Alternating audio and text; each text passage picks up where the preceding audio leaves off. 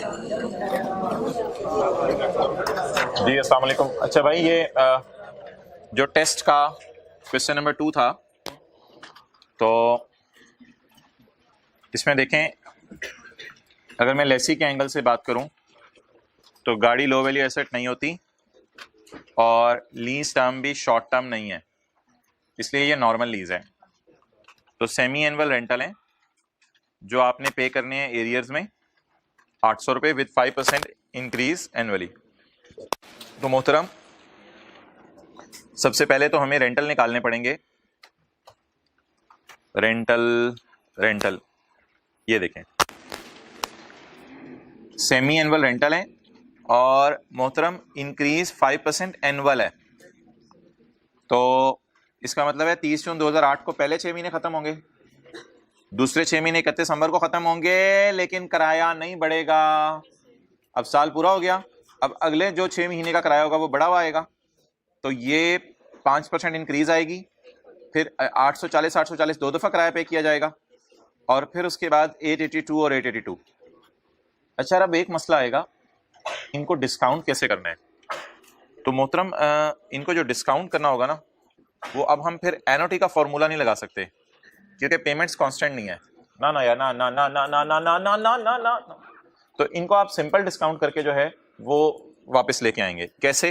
मिसाल के तौर पे पहले वाले 8 की ज़ियारत करें, 800 की ज़ियारत करें, पहले वाले 800 की ज़ियारत कर ली, इसको आपने एक पीरियड पीछे बुलाना है।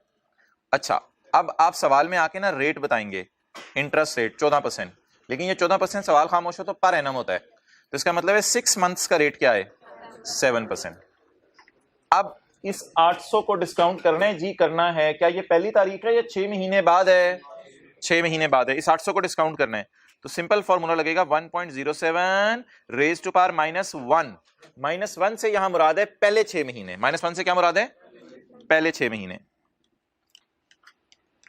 यार 3 साल है ना हमारी लीज, तो 800 इधर है, 800 इधर है, सही है ना? 840 इधर है, 840 इधर है, 882 इधर है, 882 इधर है। इस 800 को बुलाने के लिए मैं क्या करूं? एक 6 महीने हैं या कई 6 महीने हैं? एक 6 महीने हैं, तो मैंने इधर क्या किया? Raise to power -1। क्लियर? अब मैंने इस 800 को बुलाने, कितने 6 महीने हैं दरमियान में?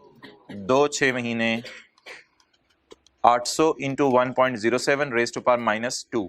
सिंपल फॉर्मूला या एनओटी का? सिंपल।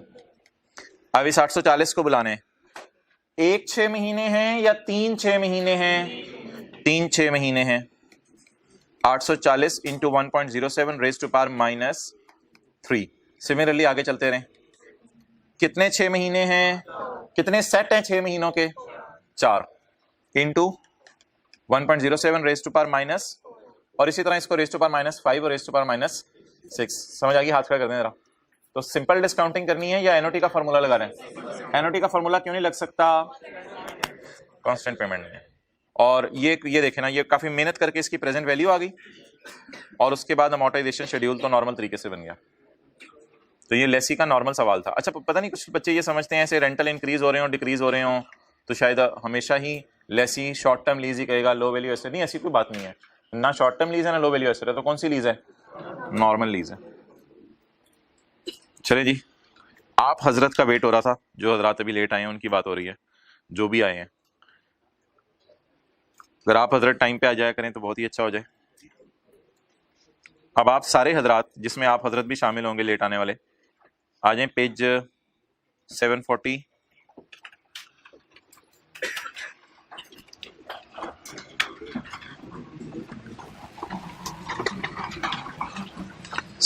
वन पे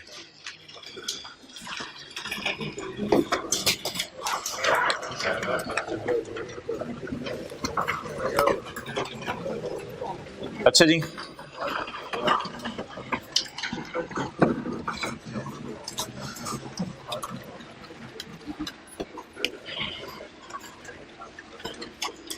मैं आपसे अब क्या बात करूं मैं आपसे? अच्छा, मैं आपसे एक सवाल पूछने लगा हूं।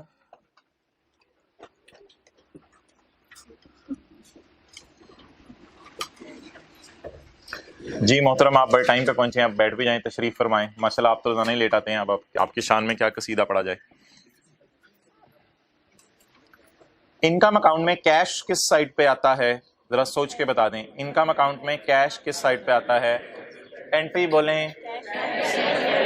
Cash, debit, income, credit. तो इनकम अकाउंट में इधर आता है कैश। क्लियर? व्हाइट बोर्ड पे देखते रहने, वैसे तो हम पेज 741 पे हैं। अच्छा, लेकिन व्हाइट बोर्ड पे देखते रहने। तो फिर पी एंड एल की फिगर इधर आएगी। पहली बात क्लियर होगी सबको? अच्छा, अब नीचे आए एक्सपेंस अकाउंट में।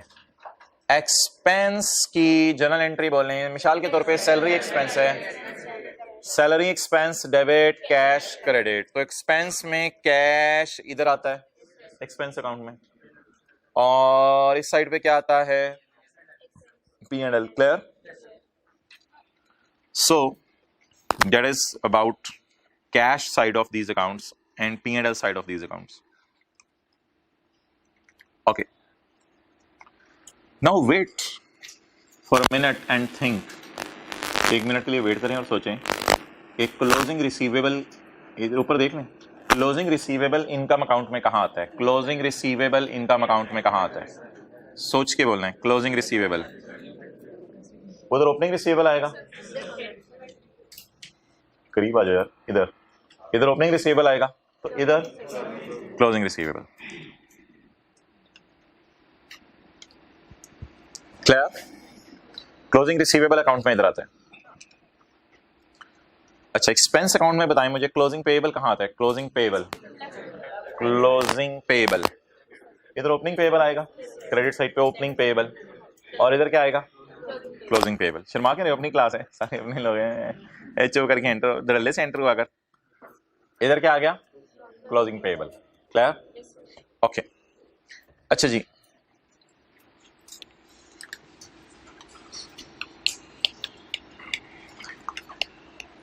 इनकम अकाउंट में इधर क्या आता है? अच्छा, कैश कहाँ आता है? इनकम ऊपर देख लें, मैं ऊपर देखते रहने। कैश कहाँ आता है इनकम अकाउंट में? कैश, डेबिट, इनकम, क्रेडिट, और इधर क्या आता है? P and L. क्लियर? और एक्सपेंस अकाउंट में, एक्सपेंस अकाउंट में मुझे बताएं कैश कहाँ आता है? Expense, debit, cash, credit, expense, debit, cash, credit, और इधर कौन सी फिगर जाती है? पी एंड एल की। और क्लोजिंग पेएबल किधर जाता है? इधर तो ओपनिंग पेएबल आएगा ना, इधर क्या आएगा? Closing payable. ओके। अच्छा, अब एक चीज आपने मुझे बतानी है कि अगर एक्सपेंस प्री पे कर दें, एक्सपेंस प्री पे कर दें, तो किधर आता है? एक्सपेंस अकाउंट में प्रीपेड। पेएबल तो इधर आ रहा है ना, तो इधर क्या आएगा बोलें? क्लोजिंग प्रीपेड, क्योंकि ये एसेट साइड के लिए ना, क्लोजिंग प्रीपेड आ जाएगा। क्लियर? ओके। अब आप मुझे बता दें, इनकम अकाउंट में अगर इधर क्लोजिंग रिसीवेबल आ रहा है, तो ऑपोजिट साइड के ऊपर क्लोजिंग अनअर्न्ड आएगा। ऊपर क्या आएगा? क्लोजिंग अनअर्न्ड आएगा। तो ये चार बातें हैं, इनको अच्छे तरीके से याद कर लें। हाँ, वो एक्सप्लेन में सबको करूंगा, एक्सप्लेन में सबको करूंगा। क्लियर? अच्छा, अब यार मुझे ये बता दें,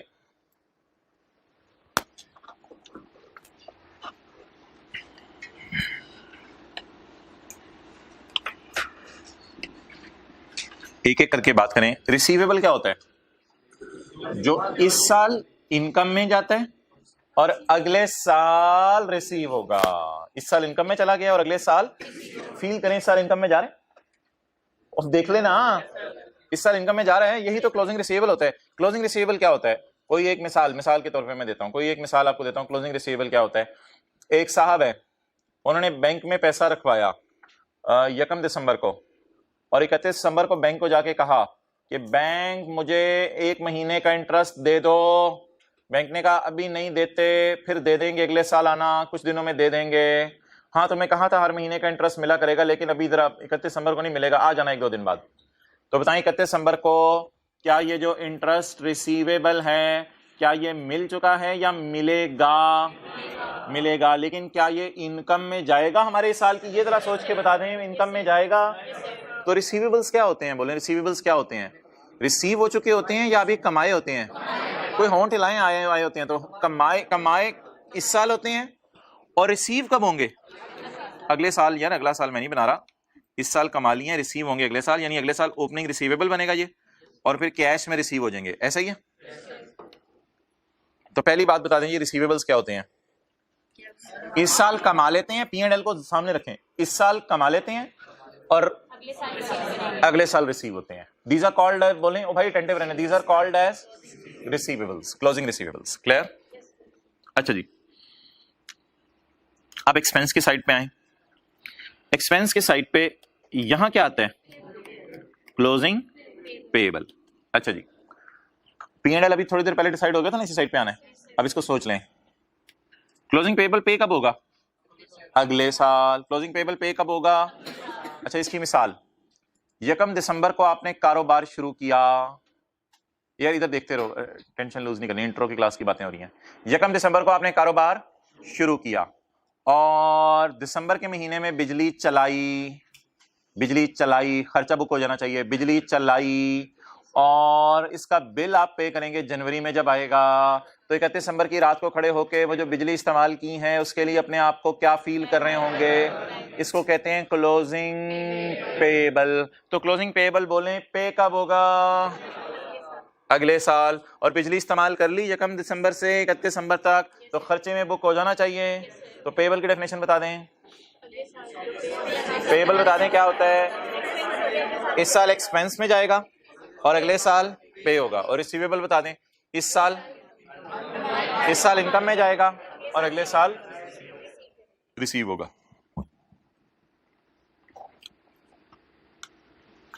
इनकम, रिसीवेबल क्या होता है? करंट एसेट होता है। इस साल किसमें जाता है? जल्दी बताएं, अभी बताया। इनकम में इस साल जाएगा और यानी रिकॉर्ड हो जाएगा P&L में, इनकम में इस साल जाएगा और रिसीव होगा। वैसे बताएं रिसीवेबल कब रिसीव होता है, आपको पता है? अगले साल। And amount will be received in next year. और इनकम में किस साल जाएगा? Any confusion? अच्छा जी, क्या और क्या रीजन हो सकती है? मैं तो भी नॉर्मल रिसीवेबल्स की बात कर रहा हूं ना। अच्छा, एक्सेप्शंस की बात है ना। अच्छा, पेएबल अगले साल, तो इस साल किस में जाएगा? खर्चे में। इस साल किस में जाएगा? खर्चे में। पेएबल क्या होता है भाई? वो जहन में सोचा करें ना, 1 दिसंबर से 31 दिसंबर तक बिजली इस्तेमाल कर ली तो पैसे नहीं दिए तो पेएबल है, लेकिन खर्चा तो बुक होना चाहिए ना। तो पेएबल इस साल खर्चे में जाएगा, अगले साल पे होगा। तो अगर मैं एक्सपेंसेस की बात करूं, तो एक्सपेंसेस में अगर बात करूं पेएबल की, तो पेएबल क्या होता है बताएं? इस साल किस में चला जाता है? खर्चे में, और अगले साल क्या हो जाता है? पे हो जाता है। क्लियर? ओके।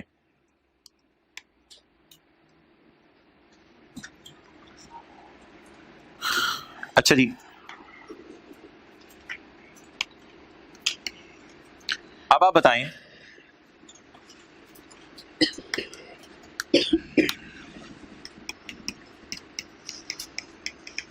किसी को पता है एक्सपेंस अकाउंट में इधर कैश आता है? अभी सुबह सुबह आती बात हुई है। प्रीपेड क्या होता है? इस साल पे होता है। प्रीपेड इस साल पे होता है और अगले साल खर्चे में जाएगा। इस साल पे होगा, अगले साल खर्चे में जाएगा।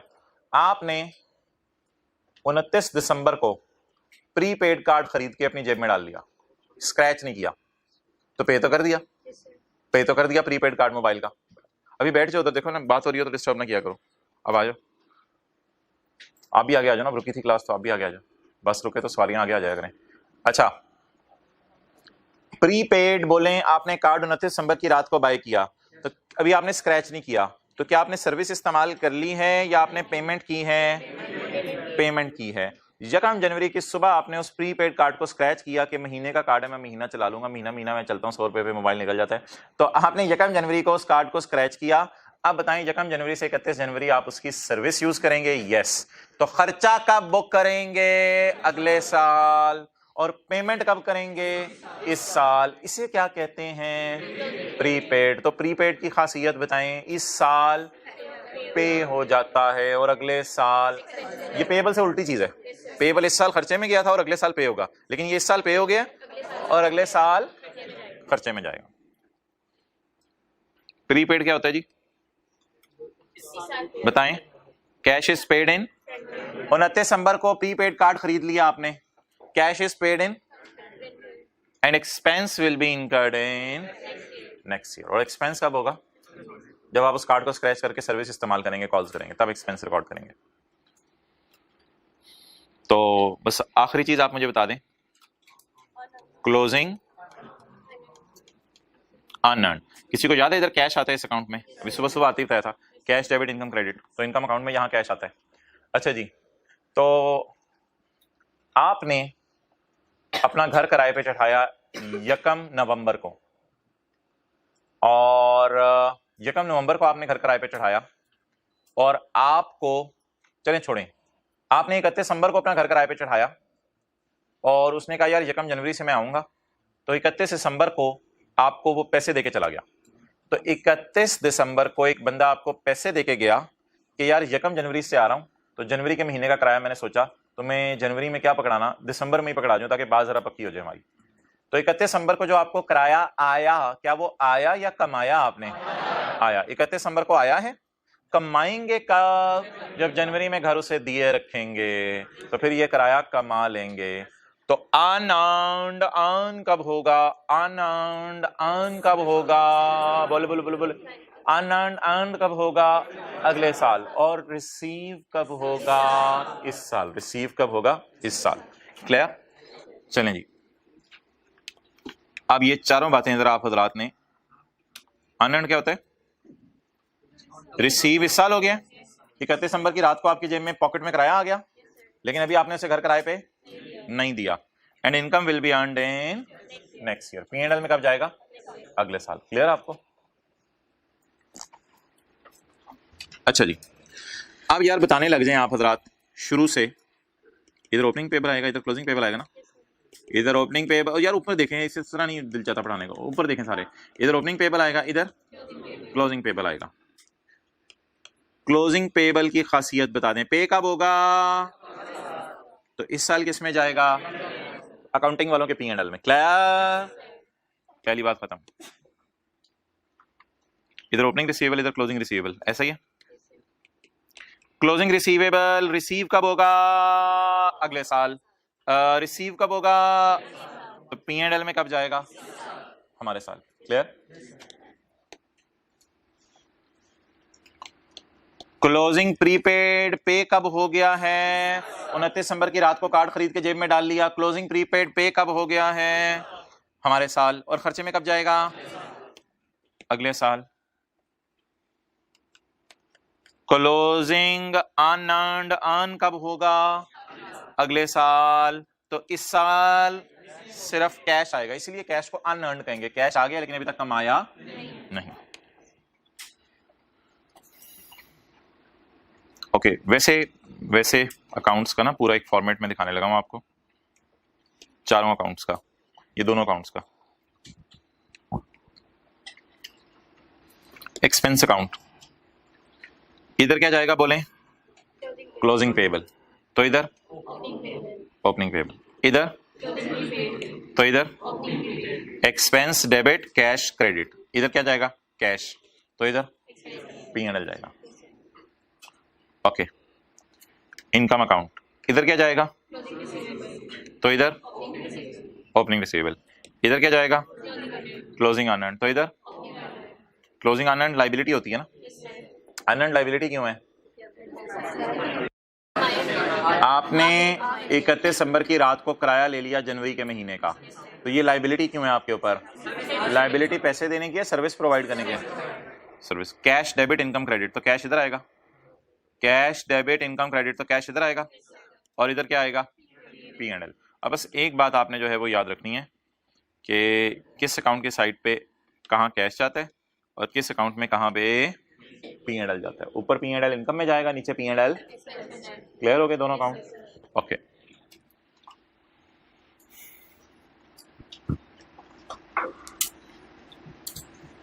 जी पेज 744 क्वेश्चन 10 जी, अकाउंट्स पेज 741 पे हैं। अच्छा यार, ये डिफरेंट नाम है, ये भी जरा पढ़ लेते थे साथ ही। पेबल को क्या कहते हैं? Accrued, owed, due, outstanding. और कोई नाम आपके जहन में तो बता दें, मेरे जहन में तो इतने ही आए थे। अच्छा यही हैं, चलो जान छुड़ाओ। चलो यार, तो पेबल के नाम बता दें क्या क्या है? Accrued, owed, due, outstanding. और रिसीवेबल के भी यही नाम है यार, accrued, owed, due, outstanding. Clear?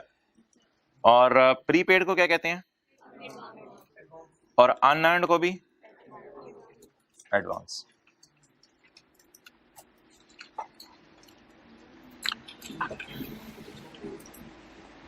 Page 744, सवाल शुरू करें।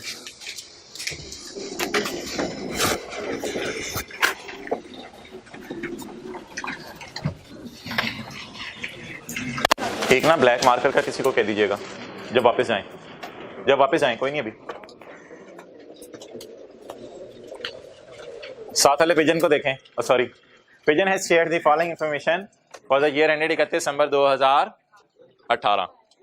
अच्छा पिजन में आप खुश हुए, माउस लिखा होता आप माइंड करते चलें, पिजन में क्यों खुश हुए हैं? Pigeon has shared the following information for the परिंदा बना for the year ended 31 December 2018। Profit before taxes 300 million. बिल्कुल बिल्कुल, पेज नंबर 744 है आप लोगों की बुक्स का।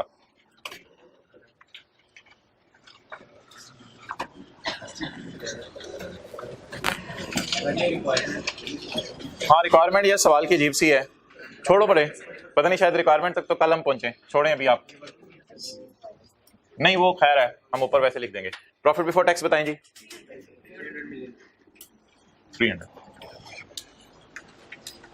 अच्छा फोकस नहीं लूज करना, बातें आसान है, फोकस जहां लूज करेंगे मसला होगा।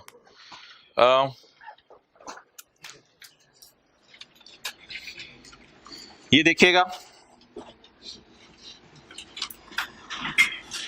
ये बात फिलहाल मैंने काट दी है, अब पढ़ लें ये लाइन क्या लिखी हुई है पहली। Current liabilities include accrued expenses. इसको क्या कहते हैं यार? एज एट 31 दिसंबर 18 सारे क्लोजिंग पेबल हैं। Current liabilities include accrued expenses. Accrued expenses का क्या मतलब है? Expense payable. Current liabilities include accrued expense payable for electricity with a carrying amount of rupees 12 million.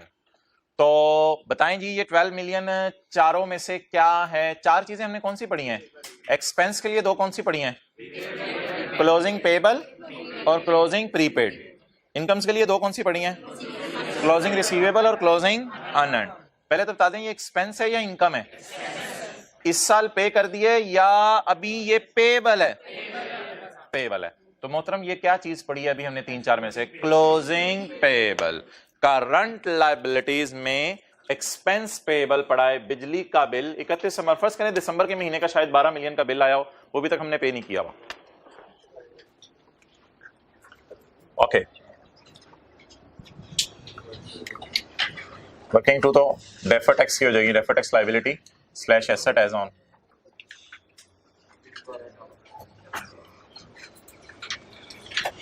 Okay working number 3 जी, expense कौन सा है? इलेक्ट्रिसिटी। पेबल है या प्रीपेड है? दे दें। पेबल है या प्रीपेड है? पेबल है।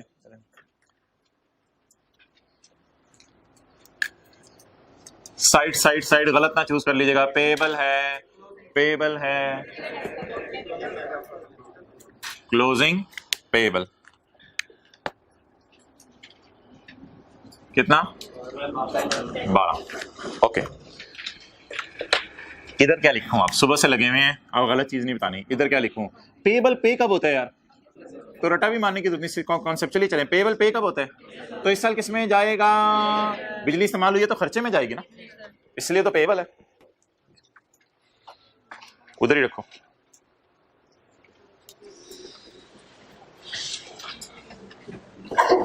जी तो मुझे कैसे इल्हाम हुआ कि मैं यहां P&L का लफ्ज लिखूं, कैश का लफ्ज ना लिखूं? पेबल पे कब होता है, बस बात खत्म। पेएबल पे कब होता है, अगले साल। तो इस साल किस में जाएगा, खर्चे में, इस साल खर्चे में जाएगा, अगले साल पे हो जाएगा। Clear, okay. अब मोहतरम ये बात सामने रख के अगली बात पढ़नी है। ये तो मैंने IFRS वालों के मुताबिक टी अकाउंट बनाया है, टैक्स वालों के मुताबिक कोई टी अकाउंट नहीं बनाएंगे। हमने आज IAS 12 में एक्रूअल प्रीपेमेंट्स की डिस्कशन शुरू कर दी है, जो इससे पहले, आज से पहले नहीं हुई थी इतनी ज्यादा। एक दिन हुई थी, उस दिन हमने इंटरेस्ट इनकम, इंटरेस्ट एक्सपेंस का अकाउंट बनाया था 2 दिन पहले, लेकिन वो भी इतनी डिटेल से डिस्कशन नहीं थी। ओके, हाँ जी। अब जी टैक्स वाले कौन सी अकाउंटिंग मानते हैं, ये जरा मैं देख लेता हूं। टैक्स वाले कौन सी अकाउंटिंग मानते हैं, इसको ना स्काई ब्लू मार्कर रख लेते हैं इसके लिए। टैक्स वाले जो भी कहा करेंगे ना, उसे स्काई ब्लू मार्कर से मैं हाईलाइट कर दिया करूंगा। द रिलेटेड खर्चा, द रिलेटेड, अच्छा एक मिनट देखें, हम अकाउंटिंग वाले खर्चा बुक कर चुके हैं इस साल। ये पहले जरा बात पक्की ठक्की तय कर लें, फिर उसके बाद मैं आगे लाइन पढ़ता हूं। हम अकाउंटिंग वाले खर्चा बुक कर चुके हैं, नहीं यहां से देख के बताओ, हम अकाउंटिंग वाले खर्चा बुक कर चुके हैं, क्योंकि अगले साल तो हमने पे करना है ना, इस साल खर्चा बुक कर चुके हैं। अच्छा, द रिलेटेड खर्चा, अब पता नहीं टैक्स वाले क्या चाहने लगे हैं खर्चे के बारे में। हम अकाउंटिंग वाले याद रखिएगा P&L में डाल चुके हैं। द रिलेटेड खर्चा will be deducted for tax purposes, related खर्चा will be deducted for tax purposes on, आइएगा जरा आप, द रिलेटेड खर्चा will be deducted for tax purposes on cash base। Related खर्चा, ये कौन सी, ये टैक्स वालों की किताब है या अकाउंटिंग वालों की, टैक्स वालों की। ये अकाउंट तो हमने अकाउंटिंग रूल्स के मुताबिक बनाया है। टैक्स वाले हमें कैसी दुनिया में ले गए हैं, जहां पे चांद पे, जहां पे कौन सी अकाउंटिंग फॉलो हो रही है, जहां पे पेबल्स एग्जिस्ट नहीं करते। आ जाए, जहां पे पेबल्स एग्जिस्ट नहीं करते। ओके, तो मोहतरम पहले तो आप हजरात मुझे ये बता दें कि अगर मैं डेफो टैक्स की वर्किंग करूं, पहले करंट टैक्स की बात नहीं करूंगा, पहले मैं डेफो टैक्स की वर्किंग करूं, तो बैलेंस शीट के अंदर क्या क्या चीज जाएगी, बोलें इलेक्ट्रिसिटी पेएबल, बोलें electricity payable.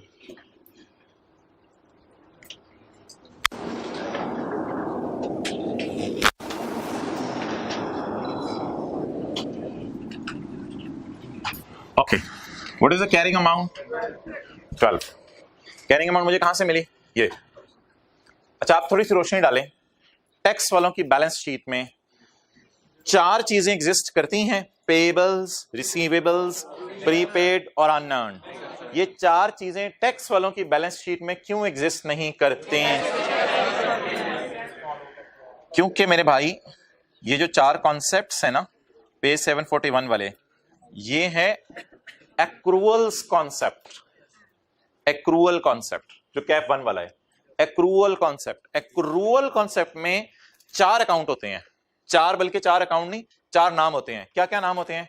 Expense payable, expense prepaid, income receivable, income unearned. तो एक्रूअल अकाउंटिंग में ये 4 चीजें एग्जिस्ट करती हैं। ये देखें,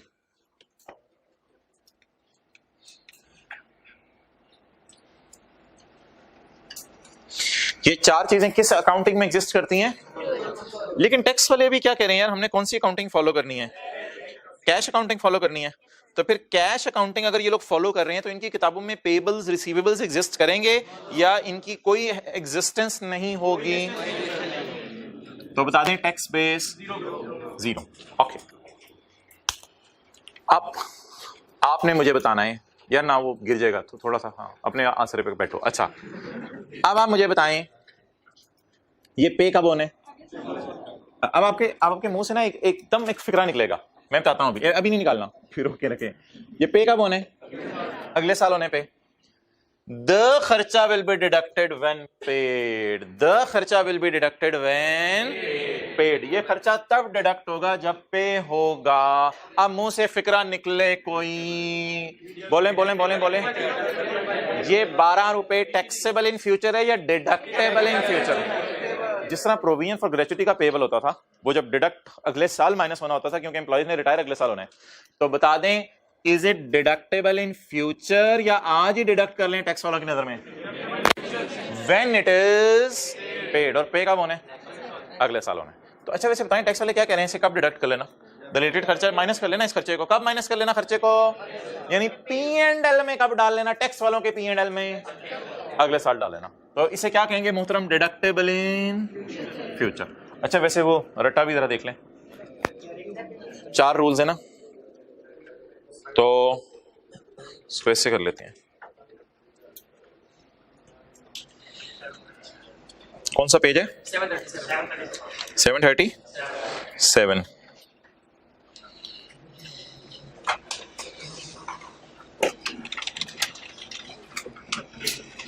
जी ये 4 रूल साइड पे ना खोल के रख लेते हैं ताकि जरूरत पड़े तो इनको भी रेफर करते हैं। जी लाइबिलिटी है एसेट है? लाइबिलिटी। तो लाइबिलिटीज के 2 रूल हैं, तीसरा और चौथा। अच्छा ग्रेटर है लोअर है? इसका मुंह इधर इस तरफ खोलना है, दूसरी तरफ खोलना है, इस तरफ खोलना है। तो if carrying amount of liability is then it is called as. तो रूल 3 भी लग चुके हैं और वैसे लॉजिकली भी बात कर लिया। बता दें कि ये 12 डिडक्टेबल है फ्यूचर में, टैक्सेबल है फ्यूचर में? डिडक्टेबल है फ्यूचर में।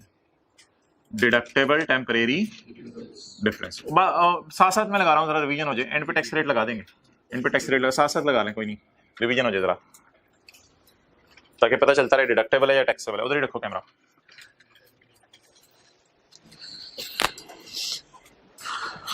अच्छा यार गाय 410 हुआ, गुड गाय।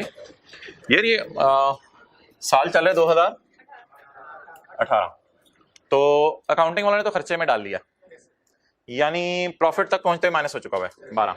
अकाउंटिंग वालों ने तो खर्चे में डाल दिया। टैक्स वाले कह रहे हैं यार ठहरो यार, अगले साल खर्चे में डाल लेना जब पे करो। टैक्स वाले कह रहे हैं अभी खर्चे में ना डालो, टैक्स वाले कह रहे हैं अभी खर्चे में ना डालो। खर्चे में किस साल डालना? जिस साल पे करना। और पे किस साल होना है? 19 में, क्योंकि अभी तो पेबल है। पे कब होना है? तो करंट टैक्स में ना थोड़ा सोच के जरा मुझे आपने बताना है कि ऐड करना है या लेस करना है। पहले ये बता दें टी काउंट देख के कि अकाउंटिंग वालों ने किस में डाला है। नहीं नहीं P&L ना बोले, खर्चा बोले। अकाउंटिंग वालों ने किस में डाला है? अकाउंटिंग वालों ने खर्चे में डाला है, यानी अकाउंटिंग वालों ने इसको माइनस कर दिया हुआ है। बिल्कुल। टैक्स वाले कह रहे हैं इसे कब माइनस करना, तो इसका मतलब है टैक्स वाले भी माइनस नहीं करने देंगे, इसे क्या कर दें?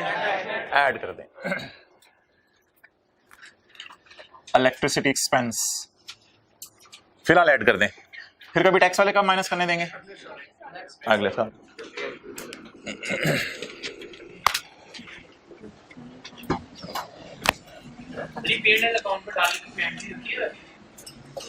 एक्सपेंस क्रेडिट P&L डेबिट इस तरह हम कह देते हैं। P&L में डेबिट साइड पे भी नजर आने लग जाता है।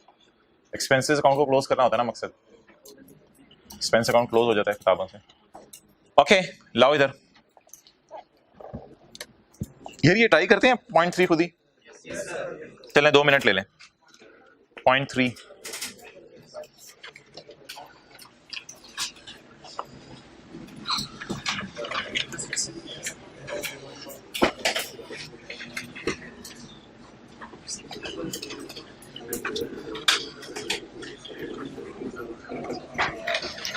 अच्छा यार एक सेकंड जरा यहाँ पे ना रुक के पॉज लेके इसकी लॉजिक दोबारा समझ लें। जो ऐड हुआ है अकाउंटिंग वालों ने किस में डाल दिया है?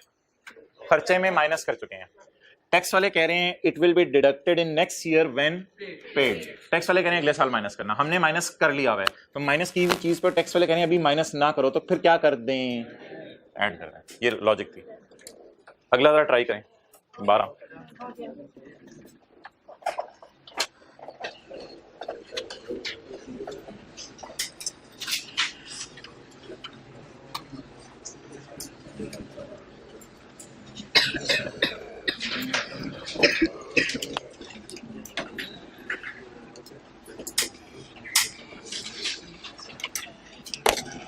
चलें जी।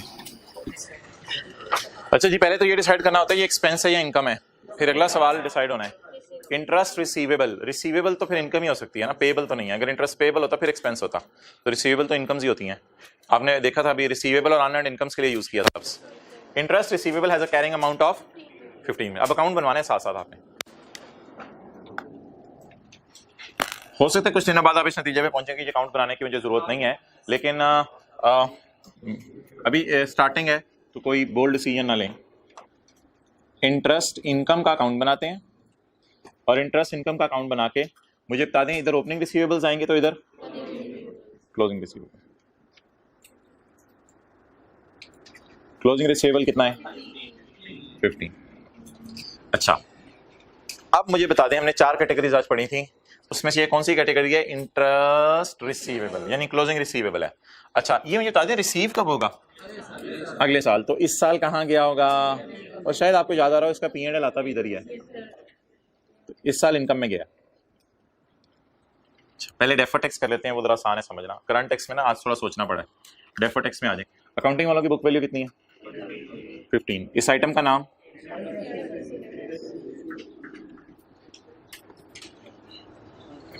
ओके। टैक्स वालों की अगर मैं बैलेंस शीट की बात करूं तो देखना पड़ेगा टैक्स वाले क्या कौन सी अकाउंटिंग फॉलो कर रहे हैं।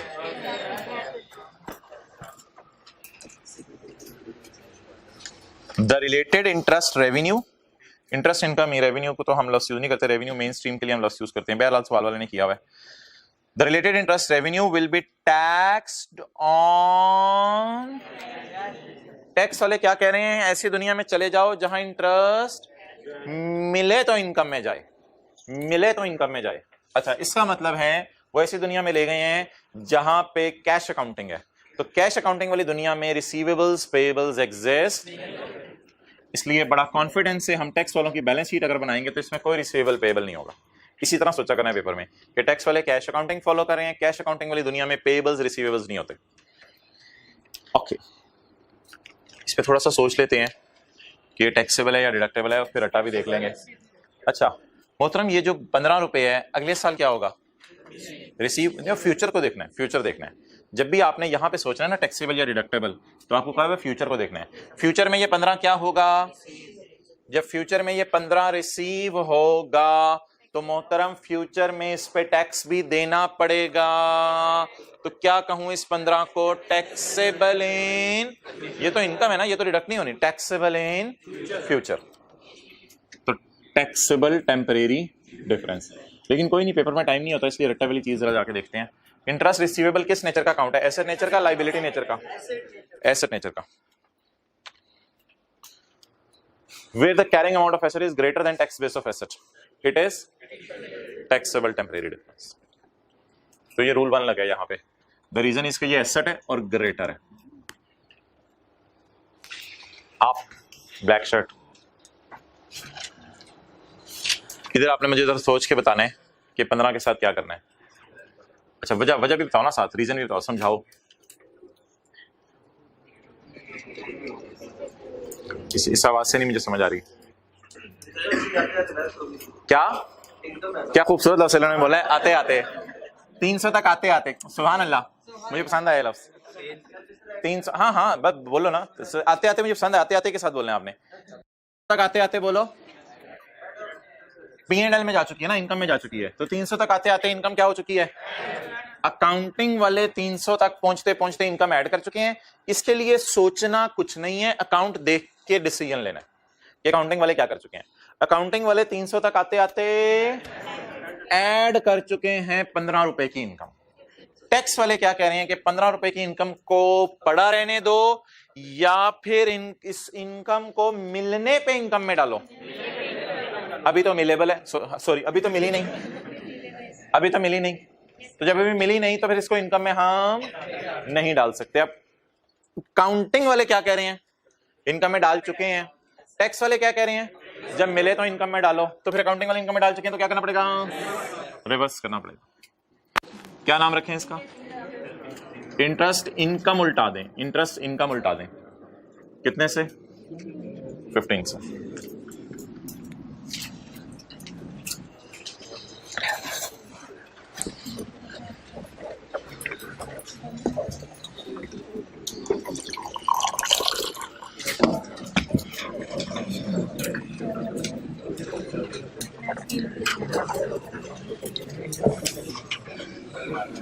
आज दिमाग इस्तेमाल करना पड़े, अटेंटिव रहे, अब चल पड़े दिमाग।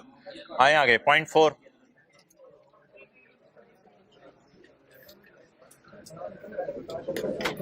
Prepaid insurance expenses 30 million. छोड़े परे सब कुछ, अकाउंट बनाते हैं। प्रीपेड इंश्योरेंस एक्सपेंस जी, किसका अकाउंट बनाना है? इंश्योरेंस एक्सपेंस का। अच्छा, आप लोग भी ऐसे ही करते हैं, मैं भी ऐसे ही याद रखता हूँ। Opening prepaid, closing prepaid, opening prepaid, closing prepaid. तो क्लोजिंग प्रीपेड बोलें तो 30। अच्छा, अब मोहतरम शायद आपको ये बात याद हो, दो तरीके से करूंगा। एक तरीका ये कि इस साइड पे कैश आता है, और दूसरा तरीका ये कि प्रीपेड होता ही वो है जो इस साल पे हो जाए और अगले साल खर्चे में जाए, इस साल पे हो जाए और अगले साल खर्चे में जाए। अब थोड़ी सी जरा टेंशन आपने देनी है और टेंशन दे के बात सुननी है कि प्रीपेड होता क्या है। इंश्योरेंस प्रीपेड का मतलब है कि आप बैंक के पास गए, इंश्योरेंस कंपनी के पास गए 27 दिसंबर को और जाके कहा कि बैंक ये मेरी तरफ से रखें 30 मिलियन। बैंक ने कहा 27 दिसंबर को हमने इंश्योरेंस करते, हमारी इंश्योरेंस साल की चलती है, वो 1 जनवरी से 31 दिसंबर तक की हम इंश्योरेंस देते हैं। आपने कहा नहीं यार, पैसे मेरी तरफ से रखें, पैसे आगे पीछे हो जाने हैं। पैसे आप बैंक को जमा करवाए 30 मिलियन, और बैंक को कह के ये आए कि अगले साल मैं सर्विस ले लूंगा। तो बता दें, क्या बैंक को जब आपने पैसे दिए हैं इस साल, तो क्या इस साल खर्चा बुक किया है या पैसे दिए हैं? खर्चा बुक किया है या पैसे दिए हैं? बोलो पैसे। ट्राई करो पैसे। तो बताएं, इस साल पैसे दिए हैं या खर्चा बुक किया है? पैसे दिए हैं इस साल से आप। अच्छा जी, चलें पहले आप ऐसा करें, डेफोटेक्स की वर्किंग कर लें, वो जरा आसान डिस्कशन है। इधर 15 चाचू ने लिखवाना था। अच्छा जी, इधर आ जाए। इंश्योरेंस प्रीपेड बोलें तो 30। अच्छा जी, टैक्स वाले जरा देखते हैं कौन सी अकाउंटिंग फॉलो कर रहे हैं।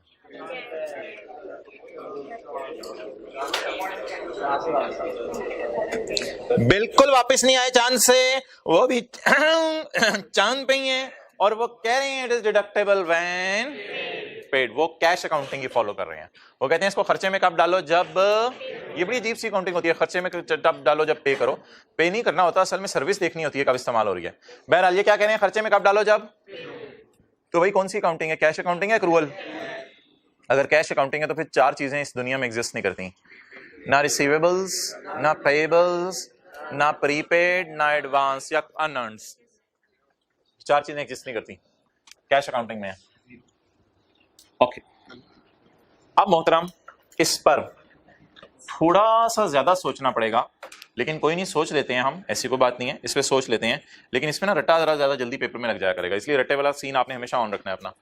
अच्छा, इस पे थोड़ा सा सोच लेते हैं। इंश्योरेंस प्रीपेड, मुझे ये बता दें कि टैक्सेबल टेम्परेरी डिफरेंस है या डिडक्टेबल टेम्परेरी डिफरेंस है, इसके ऊपर बात कर लेते हैं। जरा थोड़ा सोचना पड़ेगा। एक 2018 की करंट टैक्स की वर्किंग आपने जहन में रखनी है, एक 2019 की करंट टैक्स की वर्किंग जहन में रखनी है। अच्छा, मुझे ये बताएं कि ये जो 30 रुपए है, अकाउंटिंग वालों ने इस साल खर्चे में डाला है, नहीं डाला? हाँ, तो P&L लिखा होता ना मोहतरम। अकाउंटिंग वालों ने इस साल खर्चे में डाला है, नहीं डाला? काफी डिटेल से भी मैंने बात की थी कि 29-27 दिसंबर को बैंक में जाके मैंने 30 मिलियन जमा करवा दिया इंश्योरेंस कंपनी में जाके, उन्होंने कहा अगले साल से मैं सर्विस लूंगा इसकी। तो बताएं, अकाउंटिंग वालों ने इसको खर्चे में डाला है, नहीं डाला? अकाउंटिंग वाले इसको अगले साल खर्चे में डाल रहे होंगे जब इंश्योरेंस की सर्विस लेंगे। अकाउंटिंग वाले इसको खर्चे में, और टैक्स वाले अगले साल ये कहेंगे ना ना ना, इसको तो 18 में तुम्हें खर्चे में डलवा दिया था हमने, क्योंकि ये पे हो गया है। 18 में खर्चे में डालने दिया था तुम्हें, क्योंकि ये पे हो गया था 18 में, हमने तो 18 में ही तुम्हें खर्चे में डालने दिया था। तुम जाके अकाउंटिंग वालों डालो 19 में खर्चे में, हम इस 19 को नहीं मानते। ये जो 19 में जाके इस 30 को नहीं मानते, 2019 में जाके जब हम खर्चे में डालेंगे वो फौरन कहेंगे खर्चा उल्टाओ। अगले साल करंट टैक्स की वर्किंग में हमें यह खर्चा उल्टाना पड़ेगा, ऐड करना पड़ेगा। ऐड करने से टैक्सेबल प्रॉफिट्स बढ़ जाएंगे, टैक्स देना पड़ेगा। इसके लिए आज अपने आप को लायबल फील करें, टैक्सेबल इन फ्यूचर। मैं बात दोबारा करूंगा, ये जो शक्लें बनी हुई हैं इन शक्लों को इंशाल्लाह नॉर्मलाइज करना है हमने। ये जो ऐसे ऐसे कुछ 2-4 मुझे नजर आ रही हैं अभी भी, तो इन शक्लों को नॉर्मलाइज करना है। लेकिन पहले जरा रट्टे से देख लें, ये क्या है? एसेट है। If carrying amount of asset is greater than tax base of asset, ठीक है ना? नारा नहीं मारना, रट्टा जिंदाबाद प्लीज, ऐसी बात नहीं है। फिर इतनी जान ऐसी लगाई है, जान दोबारा लगाएंगे अभी, लेकिन फिलहाल रट्टा जिंदाबाद का नारा आ जाए, रट्टा जिंदा। Carrying amount of asset is, हमारी तो जिंदगी आसान है, carrying amount of asset is greater than tax base of, जी इतना टाइम नहीं होता पेपर में, अगला सवाल भी करना होता है। तो carrying amount of asset is greater than tax base of asset, इसलिए इट इज कॉल्ड एज, बोलें टी, बड़ा कॉन्फिडेंस रट्टे के बाद। तो ये देख लें, ये रूल 1 लगेगा इस पर। अच्छा, अब हमने डिस्कशन कर रहे थे कि ये यहाँ पे टैक्सेबल है या डिडक्टेबल है फ्यूचर में, इसके ऊपर बात कर लेते हैं। अच्छा मुझे ये बताएं, एक है 2018 का साल और एक है 2019 का साल। अब आपने मेरे साथ साथ रहना, एक भी चीज पे इंटरेस्ट लूज नहीं करना। 18 के साल में अकाउंटिंग वालों ने खर्चे में डाले, वो सारी बात जहन में लाई। 27 दिसंबर को बैंक को जाके मैंने 30 मिलियन की इंश्योरेंस जमा करवा दी कि अगले साल मैं आपसे सर्विस लूंगा। तो बताएं 18 में हम अकाउंटिंग वालों ने खर्चे में डाले। जब 18 में हम अकाउंटिंग वालों ने खर्चे में नहीं डाला तो टैक्स वाले कह रहे हैं डिडक्ट व्हेन पे। टैक्स वाले क्या कह रहे हैं? डिडक्ट व्हेन पे। तो टैक्स वाले खर्चे में डलवाएंगे, हमने खर्चे में नहीं डाला हुआ तो टैक्स वाले खर्चे में डलवाएंगे। पहले करंट टैक्स को साथ ही फारिग कर लेते हैं, फिर डेफर्ड टैक्स की डिस्कशन भी कर लेते हैं। टैक्स वाले खर्चे में डलवाएंगे। अच्छा क्या क्या लफ्ज बोला था आपने? आते आते। अच्छा जी देखिए भाई इधर सारे 300 तक आते आते हम अकाउंटिंग वालों ने खर्चा बुक किया है। एक्सेलेंट, क्योंकि कैश का लफ्ज आपको नजर आ रहा है ना। 300 तक आते आते हम अकाउंटिंग वालों ने खर्चा बुक किया। It is deducted when paid. Tax वाले क्या वो deducted guys when paid. तुम डिडक्ट करो when pay करो। हमने कहा we have not deducted. Oh deducted because it is paid. वो कह रहे हैं डिडक्ट करो जब पे करो। तो ना इंश्योरेंस एक्सपेंस मैं नहीं उल्टा रहा, मैं इंश्योरेंस पेमेंट रिकॉर्ड कर रहा हूं। उधर एक्सपेंस उल्टा रहा था, इधर पेमेंट रिकॉर्ड कर रहा हूं। अल्फाज जरा समझने के लिए अच्छे लिख लेते हैं, कोई मसला नहीं। इंश्योरेंस की पेमेंट रिकॉर्ड कर रहा हूं। अब वो जो स्काई ब्लू लाइन लिखी हुई है ना, कैमरा उधर लेके जाओ। It is deductible when paid, ये देख लें। जैसे ही पे हुआ है डिडक्ट कर लो, इसको माइनस कर लो। अच्छा इस एतबार से अब आखिरी दफा सोच लें, कोई नहीं खैर है सोचने में क्या मसला है। क्या अकाउंटिंग वालों ने 18 में खर्चे में डाला? देखें क्या अकाउंटिंग वालों ने 18 में खर्चे में डाला? तो भाई ने जो लफ्ज बोला था आते आते तक माइनस हुआ? नहीं माइनस हुआ। क्या टैक्स वाले कह रहे हैं कि पेमेंट करते ही खर्चे में डालो? नजर मारे पेमेंट हो गई है तो कह रहे हैं पेमेंट करते खर्चे में डालो, तो खर्चे में डालना पड़ेगा फिर हमें मजबूरन। इधर माइनस हो गया। अच्छा अगले साल सोचें अब क्या होगा। अगले साल क्या होगा सोचें। अगले साल जब आएगा तो अगले साल 27 दिसंबर 2018 को तो हम जमा करवाए थे इंश्योरेंस का खर्चा, प्री पेड कर रहे थे। अगले साल हम सर्विस इस्तेमाल करेंगे और खर्चे में डालेंगे, और आते आते अगले साल जो भी प्रॉफिट होगा अगले साल का, उस तक आते आते हम अगले साल माइनस कर देंगे। टैक्स वाले कहेंगे चाचू पिछले साल की माइनस कीता सी, उर्दू में क्लास। टैक्स वाले कहेंगे पिछले साल क्या माइनस किया था, तो इस साल अब आपको माइनस। तो 19 में जैसे ही हम माइनस करेंगे फौरन करंट टैक्स की वर्किंग में वो क्या करवा देंगे, ऐड करवाने से टैक्सेबल प्रॉफिट, तो टैक्स देना पड़ेगा। तो we should feel taxable, we should feel taxable या लायबल। डीटीएल इसके बेटे का नाम आपने रख दिया ना, मैं बाप तक था, अब बेटे तक पहुंच गए। ओके हमारी दोस्ती बच्चे के साथ होगी यहाँ। अच्छा जी दोनों के साथ दोस्ती लगानी है। चलो जी अब ये देख लें यार, 3 चीजें फारिग हो गई। क्या क्या? Payable, receivable, prepaid. आखिर में क्या रह गया होगा? अन। इस पे आप खुद सोच लीजिएगा। इस पे अब सोचना मुझे पता है पड़ रहा है, क्योंकि प्रीपेड और अनएंड पे थोड़ा ज्यादा सोचना पड़ता है। इस पे अब आप खुद सोच लें आराम से, 3 मिनट में आपको दे रहा हूं। नहीं डन डोंट नहीं, प्लस माइनस नहीं करना, सोच के साथ। मैं छोटी सी मिसाल दे देता हूं दोबारा कि 27 दिसंबर को किसी बंदे ने आके आपकी जेब में पैसे डाल दिए 25 मिलियन। आपने कहा यार हो गई हो यार 2.5 करोड़ यार कसमें। अच्छा 27 दिसंबर 18 को किसी ने जेब में आके कितने पैसे डाल दिए? 25 मिलियन। और अब आपने अगले 1000 साल उसको अपना घर किराए पे दिए रखना है। नहीं सॉरी 25 मिलियन। अच्छा तो किसी ने आके 25 मिलियन आपकी जेब में डाल दिए, अब अगले 1 साल तक आपने उसको अपना घर किराए पे दिए रखना है। तो अभी पैसे आ गए हैं, लेकिन कमाएंगे किस साल? अगले साल। लेकिन देख लें टैक्स वाले क्या कह रहे हैं। सारा सोचें, करंट टैक्स में भी सोचें और डेफर्ड टैक्स में भी सोचें, डिडक्टेबल टैक्सेबल क्या होगा।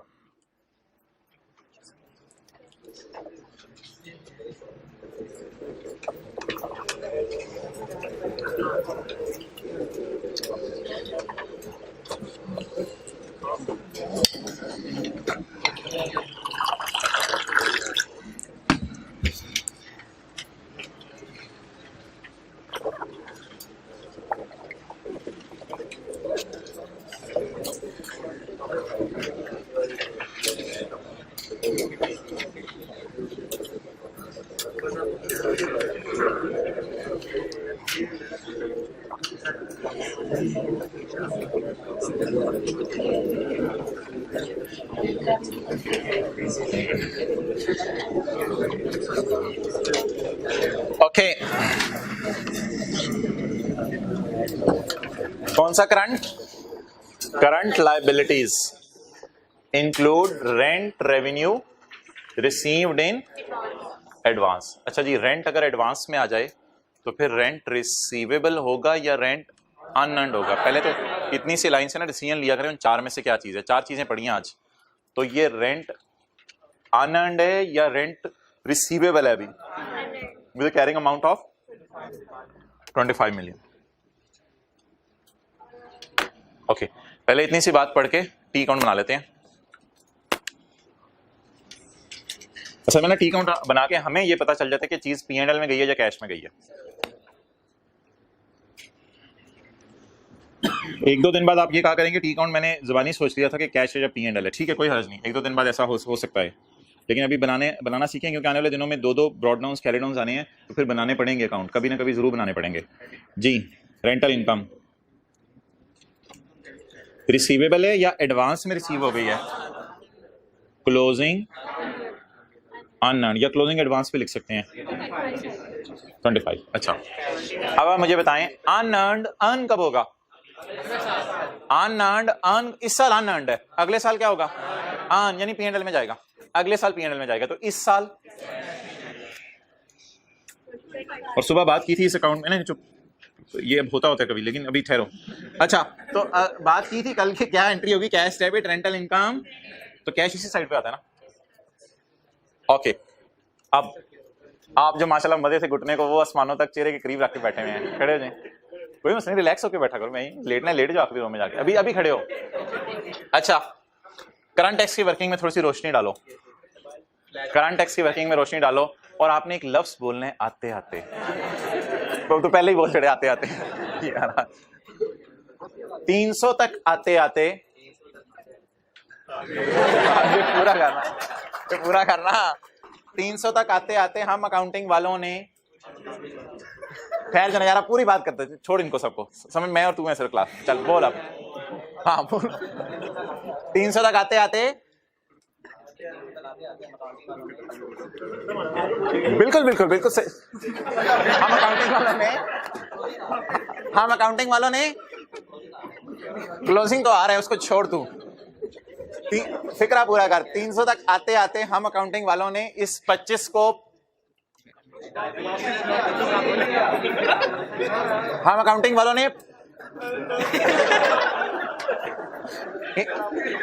P&L में नहीं डाला, ये बोलना जबरदस्त।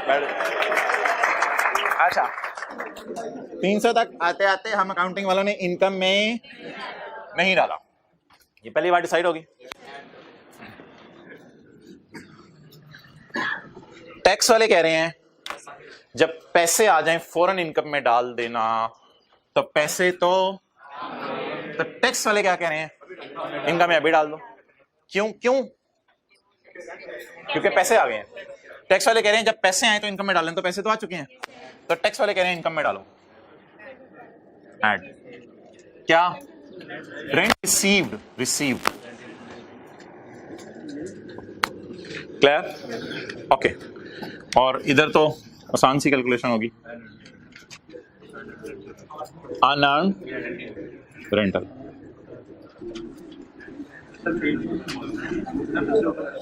जी अच्छा, ऐसी दुनिया में टैक्स वाले हमें ले गए हैं जहां कैश अकाउंटिंग है, the rent is taxed on cash accounting.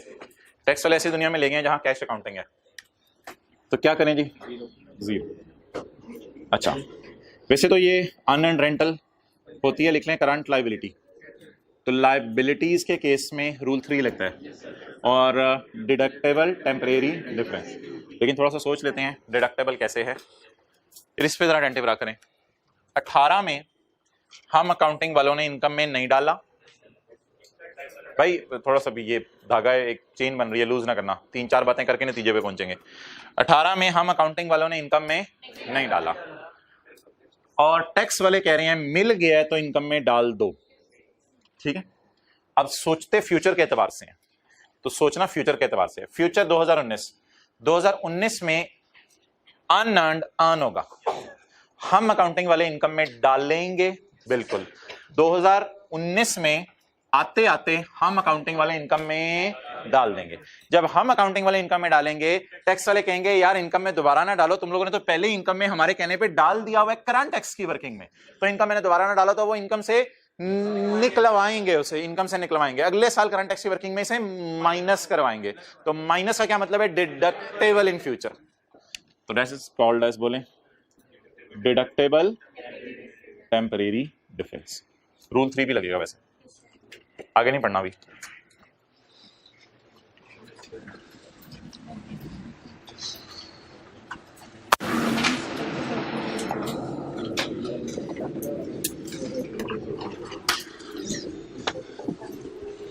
अच्छा, व्हाट आई फील के